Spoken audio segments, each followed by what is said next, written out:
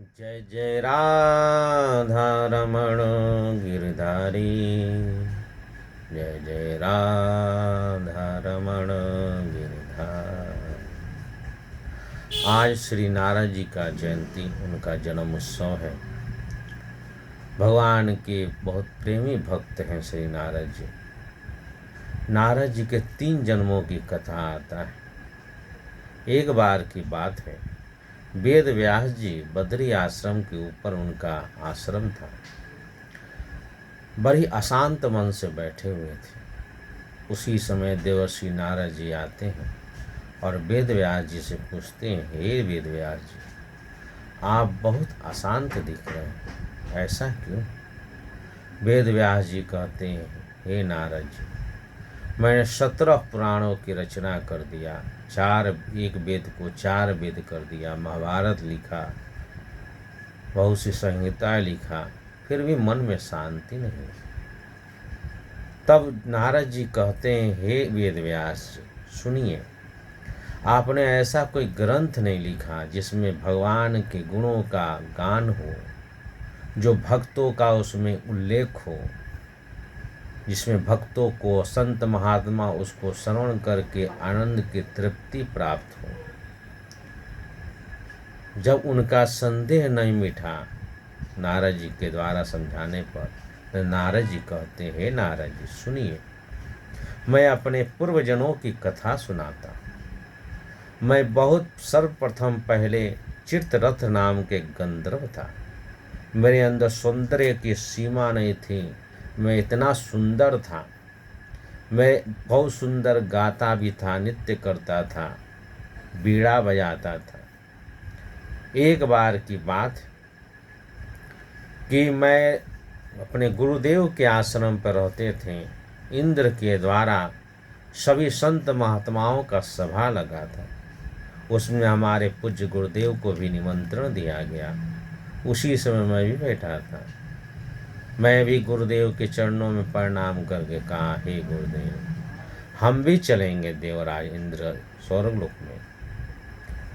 तो जो है ये भी गए। ये भी जब गए तो वहाँ पर सब लोग अपना अपना नित्य कला कौशल और गान करके सभी संतों को जो है सुना रहे थे। वो संतों की सभा था।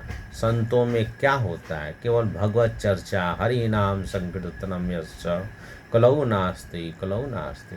केवल भगवान के गुणों के, वादों के, उनके स्वरूपों का वर्णन किया जाता है, उनके नाम रूपों का वर्णन किया जाता है, संकीर्तन होता है।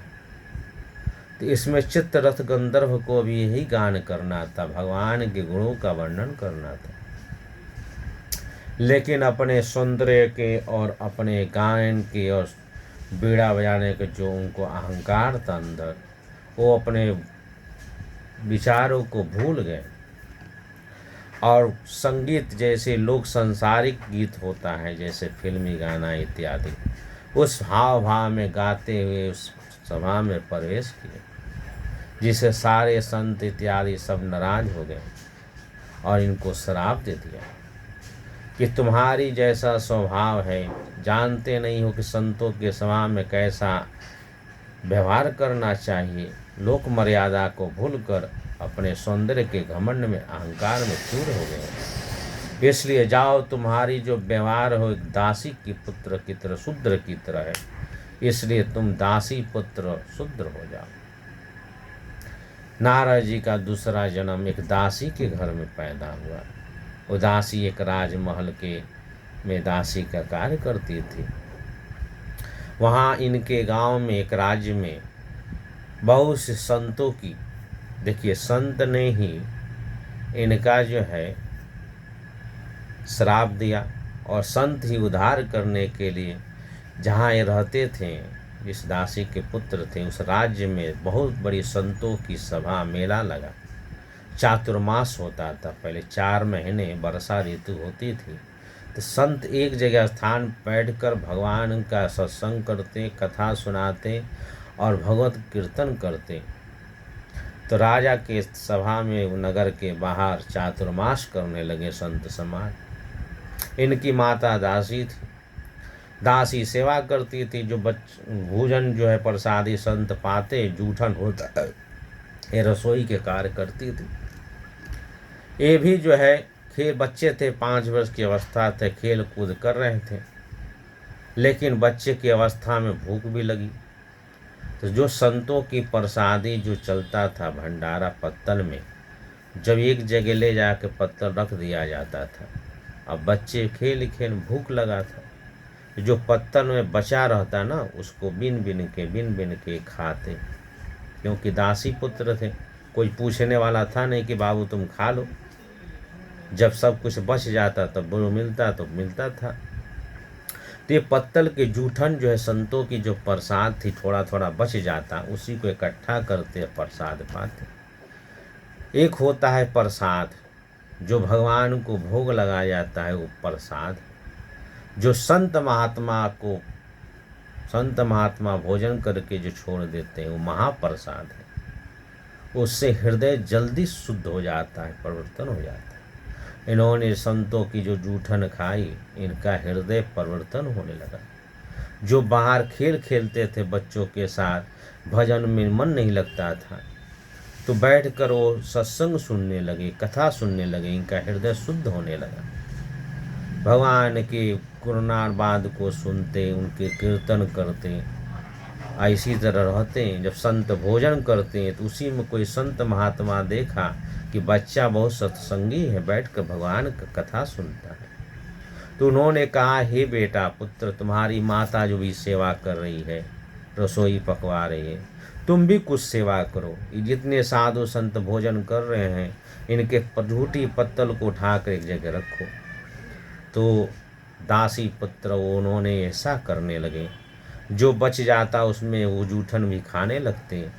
खा खा कर वो इतना तृप्त हो गए, उनके जो पाप था वो जो है नष्ट होने लगा। और भगवत कथा सुनते सुनते 4 महीने जब बीत गए, शरद ऋतु आ गया, वहाँ के जितने संत थे सब वहाँ से चलने लगे। तब इनके अंदर 4 महीने से जो भगवान की कथा को श्रवण किया था, भगवान के प्रेमा भक्ति प्राप्त हो गया। संतों के चरण पकड़ लिए, हे गुरुदेव आप हमको साथ लेकर चलिए। संत महात्मा, ठीक है तुमको लेकर चलेंगे। उसी समय इनकी माता आ गई। माता प्रार्थना करने लगी, हे संत महात्मा, इनको, हमारे बच्चे अकेला है, यही तो पालन पोषण, हमारा बुढ़ापे का सहारा है, आप इसको न ले जाए। तब माँ संतों ने देखा माता की लाचार, तो दासी पुत्र उनसे कहा, ठीक है बेटा तुम माँ के पास रहो, एक मंत्र देता हूँ, इसका मंत्र का उच्चारण करते रहना। ओम नमो भगवते वासुदेवाय, ओम नमो भगवते वासुदेवाय, ओम नमो भगवते वासुदेवाय। इस प्रकार मंत्र उच्चारण करते लगे और जो है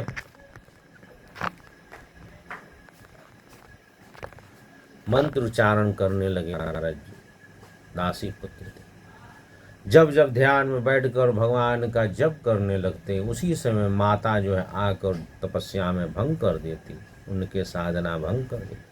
वो सोचने लगी कि कहीं ये साधु बन के चला गया तो फिर मेरा सहारा कौन बनेगा। किसी काम में उलझा लेती, बेटा हई कर लो, हई कर लो।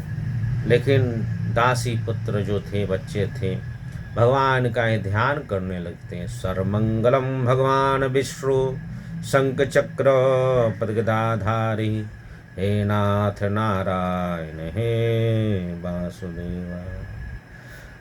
तो ध्यान करते रहने लगे।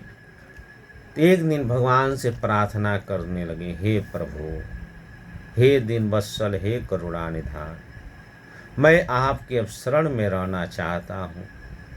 मैं बार बार साधना में विघ्न पड़ रहा है, ये माया रूपी जो माँ है इससे छुटकारा दिला दो। इस प्रकार प्रार्थना किया प्रभु से। तो एक दिन उनकी माता गाय धोने के लिए गौशाला में गई। उसी समय एक सांप ने उसको डस लिया, माता की मृत्यु हो गई। जिस घर में कुटिया में रहते थे छोटा सा, उसी में उन्होंने अंतिम संस्कार कर दिया और उत्तर दिशा की तरफ भागे, बद्री आश्रम की तरफ। रास्ते में अनेक गांव, शहर, राज्य पड़ा, जंगल पड़ा। जब उत्तर दिशा में जब भागे, वहाँ पर गए, एक बहुत भीड़ जंगल था, डरावना जंगल था। वहाँ अलकनंदा नदी बह रही थी, पीपल का वृक्ष था। वही वृक्ष के नीचे बैठकर ओम नमो भगवते वासुदेवाय, ओम नमो भगवते वासुदेवाय, ओम नमो भगवते वासुदेवाय का जप करने लगे। करते करते बहुत साल बीत गया। तब आकाशवाणी हुआ, हे योगी, मैं अधकचरे योगी को मैं दर्शन नहीं देता।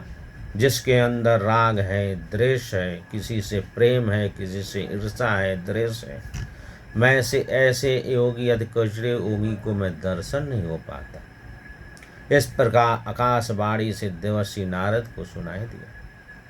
तब आकाशवाणी ने भी कहा कि तुम्हारा अभी और तपस्या करो। जब इस जन्म से तुम उद्धार हो जाओगे तो अगला जन्म जब तुम्हारा ब्रह्मा जी के द्वारा उत्पन्न होगा, उस समय मेरा दर्शन तुम्हारा होगा। इस तरह नारद जी तपस्या करने लगे, जप करने लगे, भगवान का ध्यान करने लगे। अकस्मात बिजली गिरी, जंगल में आग लग गया और नारद जी के सहित जो पूर्व शरीर था दासी पुत्र का जलकर भस्म हो गया। वो दिव्य आत्मा निकल के तपस्या के बल से ब्रह्मलोक में गया। ब्रह्मलोक में जब तीनों ये पूरे ब्रह्मांड के जो है ब्रह्मा जी की रात्रि जब पूरी हुई, तीनों लोग डूब गए, जलमय हो गया। अब ब्रह्मा जी ने भगवान के उदर में कमलनाल के द्वारा फिर जो है सो गए। ब्रह्मा जी ने फिर जब जगे, रात्रि विश्राम होकर सुबह हुआ ब्रह्मा जी का, फिर से सृष्टि आरंभ किया।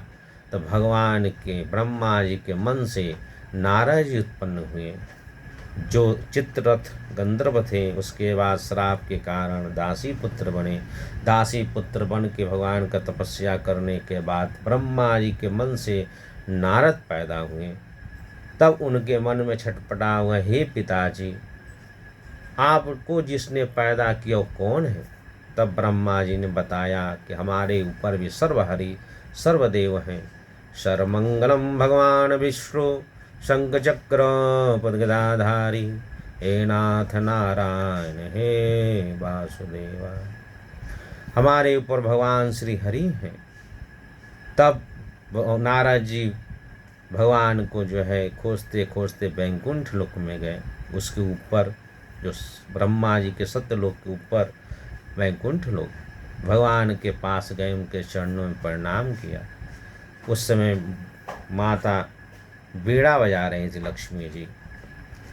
भगवान ने कहा, कहो आज से तुम्हारा नाम नारद है, को वर मांगो, क्या चाहिए?